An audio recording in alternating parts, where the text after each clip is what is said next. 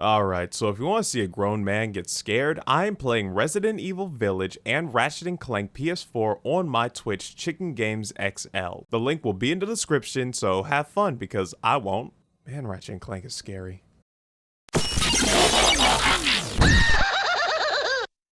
Alright, so I could have gotten this game a long time ago and review it, but I actually stopped myself. And if you're wondering why I stopped myself, well, it's pretty simple. I didn't have a PS5. And yes, sure, I know this game came out on the PS4 as well, but this game was made for the PS5. So if I'm going to play this game, I want to play this game at its best. So if you're wondering why I'm reviewing it now, it's because I finally got one of these. So Marvel's Spider-Man Miles Morales came out in 2020 and it was one of the first launch titles on the PlayStation 5. And with this being a spin-off slash sequel to the first game, it had huge shoes to fill. So in this game, you play as Miles Morales, a half-black, half-Puerto Rican teenager who gets superpowers while hanging out with a white guy.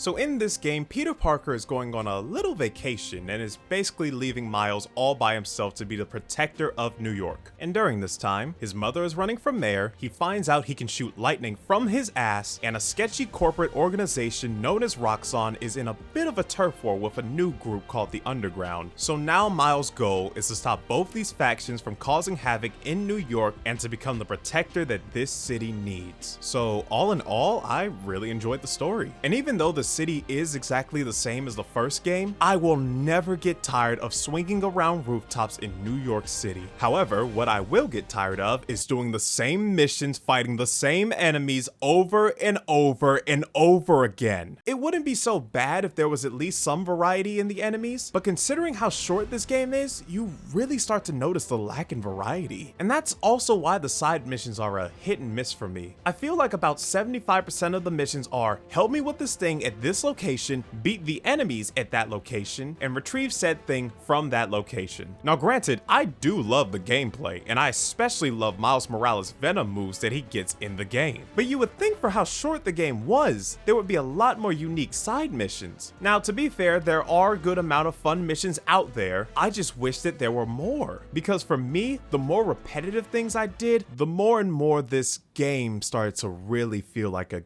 game, if that makes sense. Like, it started to give me that Assassin's Creed vibe, which is not a compliment. Though I will say, what I did like about the story was that when you get more information about the Underground, you start to understand why they're doing what they're doing. So it doesn't really make them out to be the bad guys like you think they are. Though that being said, I really wish they did that for Simon Krieger as well. I was really hoping they would do more than make him out to look like a corporate ass. But by the end of the game, you realize he's just a corporate ass. And I feel like that's the one gripe I have with the story. They did such a good job showing that one group wasn't completely evil that I wish they did that for both groups. It would have made things a lot more interesting and it would have led to so much debate on who truly was right in the situation. But nope, Simon Krieger is just a dick. And at that point, it just started to remind me of Marvel Spider-Man, where a group of people cause havoc to get revenge on a corporate ass. But the one thing it does surpass Marvel Spider-Man in are the graphics. Obviously,